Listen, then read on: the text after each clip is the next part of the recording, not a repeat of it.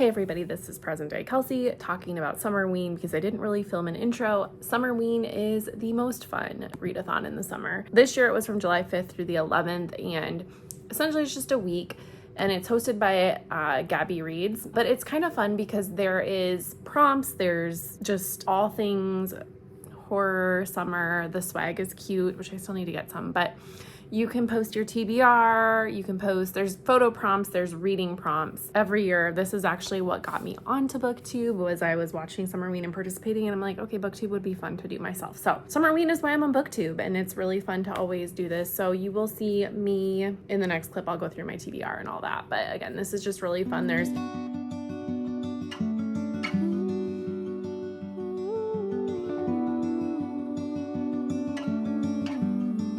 happy first day of Summerween. I've totally forgotten. I thought it was like a week later than it was. So we are going to talk about the TBR for this week. I'm keeping it pretty modest. I've already crossed off one of the first prompts. So the hosts for Summerween have various prompts. Excuse my hair. This is I got out of bed with after putting my kid to sleep. So they have a prompt that is read a book in the dark. When I'm trying to get my kid to sleep, I read in dark mode on my Kindle in the dark. So I have started The Unwedding by Ali Condi. This is a thriller. It's gotten really high reviews from multiple people that I follow. Mainly, it was on the Modern Mrs. Darcy Summer Reading Guide. And then I heard about it on another podcast. I can't remember what, but it's an isolated thriller at a resort in Big Sur in California. But I'm about 10% into that. And then as far as physical TBR, my audio / physical first book will be Middle of the Night by Riley Sager. Everybody's reading this right now. It just came out.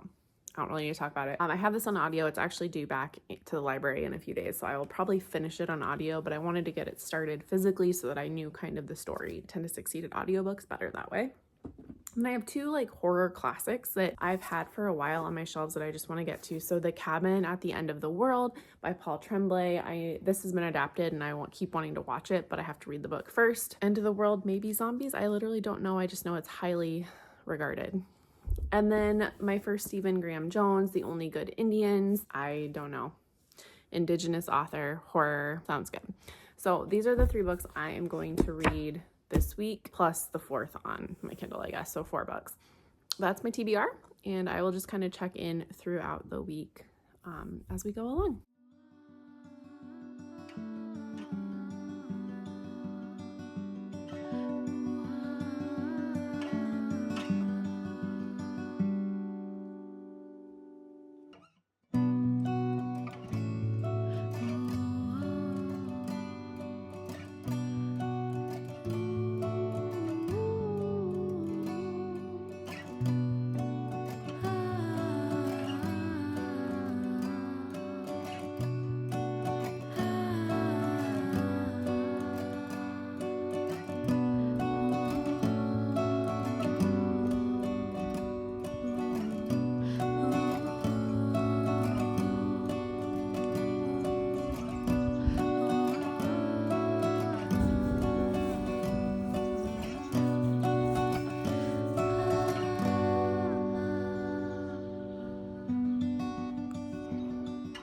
Hi.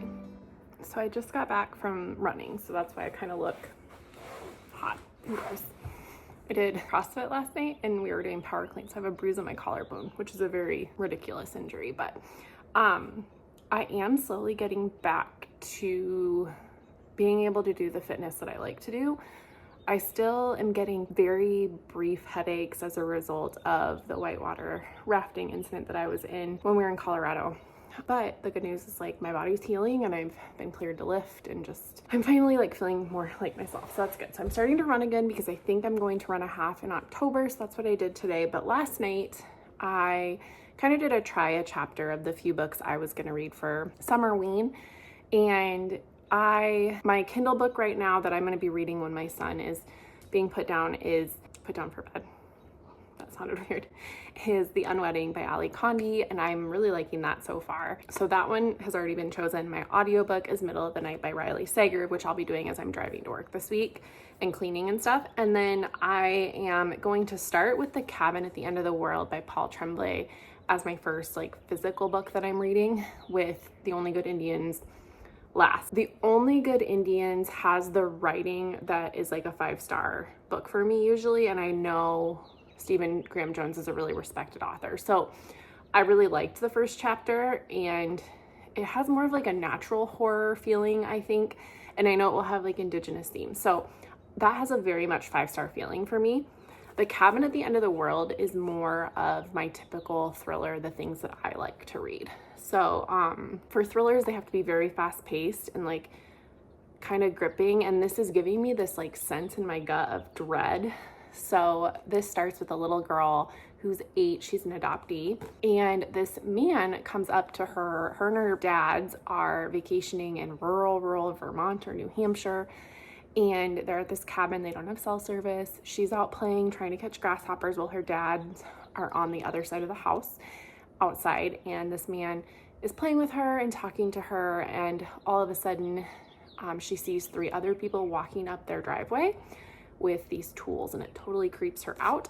And so she decides to run inside. And the guy that she'd been talking to goes, "Hey, I'm really sorry about this. You need to tell your dads to come out and talk to me and to let us in because we need to save the world. You're not gonna like what is going to come, and I'm sorry for that, but you need to let us in." And so now I'm kind of at the part where the 3 people, all 4 I guess technically, are at the door trying to come in. And there's just this sense of dread. Reviews on Goodreads are mixed. I am not gonna read them further, but the one thing that really intrigued me is this might have an ambiguous ending, which I love. So that's where I'm at. I don't know how much reading we will get done today because we have some stuff we need to do, like building a sandbox for my son. We're gonna go buy a Blackstone, and then we actually are going to a baseball game tonight. So don't know how much more reading I will get done, but that's my update for today.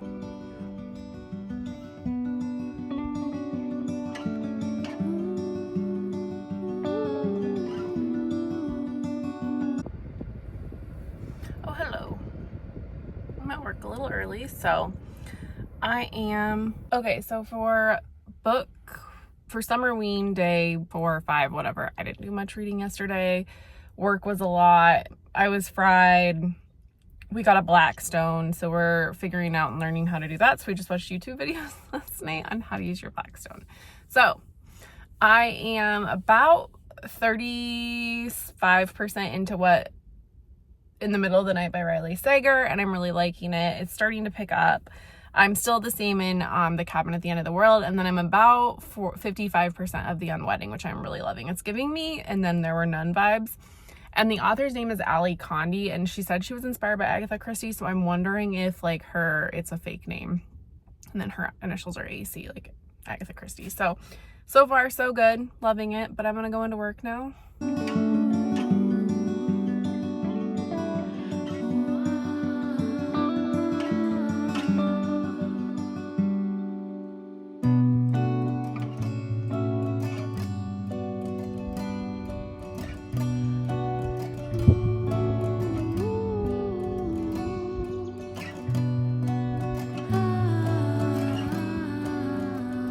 Another day, another Summerween update. I finished The Cabin at the End of the World last night, and I would say the first half of the book really started out strong, and it was kind of creepy because there's this home invasion aspect, and it just like was really gripping, and the writing was really good. But then kind of in the middle of it, it gets kind of boring and slow. It's like an apocalypse book with an ambiguous ending. So it kind of reminded me of Leave the World Behind, but there was a lot of gratuitous violence that I didn't like. And I can handle violence. I'm not a sensitive reader per se. I don't like violence for violence's sake. And I think that there's one part that I just really feel like was violent for violence's sake. And I was going through Goodreads reviews last night of people, and a lot of people just kind of felt the same. I do not mind the ambiguous ending. I actually really liked that. I really liked the relationship between all the characters and kind of the like morality, like what's right, what's wrong, what would you do if presented with an impossible choice. So basically this story is about a family on vacation, and they're in this really remote cabin, And a man comes up and starts talking to their young daughter while the dads are behind the house doing something. And he says, hey, you need to let me come in and talk to your dad. Don't be scared, but what's going to happen is scary and it's going to be hard. And then these 3 other people join. And basically they're trying to prevent the end of the world. It's Paul Tremblay. It's my first Paul Tremblay. I would read his stuff again. He is very good at writing. I think this book was like a 3-star for me because it started off strong, was kind of slow in the middle, and then had a strong ambiguous ending, which I love. But that was my like first Summerween book that I'm finishing. I'm on chapter 14 of Middle of the Night. So I got about 3 hours, like just shy of 4 hours left on that audiobook. I would like to finish that this week. And then I'm reading The Unwedding and I'm about 60% of that. So I could possibly finish that one tonight, but that's where I'm at for Summerween. And now I'm going to go work for the day. Bye. All right. So it feels like this vlog is just me sitting in my car, but that's what this week has been. So I finished The Unwedding by Ali Condi and I gave it like 3.5 stars. It started out really strong. It had this isolated setting. I liked the character was grieving a divorce and trying to go on this trip to find herself kind of and just take care of herself, and people start dying. I liked the setting. I liked kind of the setup and the cast of characters, but what I didn't love was how convenient the book finished and how the characters figured out what happened. It just seemed, it's like one of those things where all the things come together, but it wasn't very believable for me. And then just some of the like flashbacks in the book didn't work for me, but it was well written. And I think I get why there's been a lot of hype. I just think as a reader, I don't always do well with thrillers/mysteries. This one was probably more rooted in reality than most, but I just think there were a lot of leaps made at the end to make the plot and solving the murder come together. And the leaps didn't really work for me. But again, there were parts of it that I really liked. It's kind of an art mystery too, in a sense. So that was kind of fun. But again, the setting worked. 3.5 stars. Okay. And then I just finished Middle of the Night by Riley Sager, and it was so unexpected. I at first was kind of like, it's kind of boring. I think the book does take a little bit to build up. It starts off kind of strong, and then the first quarter of the book, there's a lot of build up, even probably about halfway in, and then it really starts to come together. I love the flashbacks. This is about a little boy who, first off, it's the first Riley Sager with a male protagonist, which I loved. But this kid and his best friend spend the night in a tent 30 years ago. When Ethan wakes up, his best friend Billy is gone and there's a slash in the tent. This book has vibes of Stranger Things if you like it. It's not super Stranger Things, but if you read it, you'll understand. And it has a paranormal element in a sense, not like The House Across the Lake. Not that. I know that's a very contentious one. So just, I don't know. I think this is one of his best works in that I think he's matured as a writer. Like, his books are popcorn thrillers, which I love about him. Every summer I look forward to his books. This is different. This just seems a little more mature, a little more plotted out. I really liked it. 4 stars, I think. So it really surprised me. And honestly, like, I was talking to my friend Alexis and she said it made her really emotional in her review. And now that I've finished it, it's, very emotional. I don't know. It might be one of my favorite Riley Sagers, and it's such a different book, but I just feel like he's matured as a writer and kind of stepped out of that. I'm just writing these intense thrillers every summer. This is just a different quality of book from him. And I don't know, I really have really liked it. So I'm giving it 4 stars. So that was a successful Summerween. I read 3 books and I didn't get to The Only Good Indians. 3 books in a week is really good for me, especially with my new job. So I'm very happy with how Summerween ended up for me. I think that this is I love Summerween because I am not a person who intentionally just reads only thrillers or horror books. So this is always a good way for me to intentionally read the thriller and horror books on my shelf because it's just not something I always do. So Summerween's just fun and it gets you kind of in the mood for fall, especially now that I think yesterday it was 93 with like a real feel of 114 in Des Moines. And so that was just, it's kind of like, it's just gross. So I needed that let's feel like fall vibe, That was it for me, and I will see you guys next week. Bye.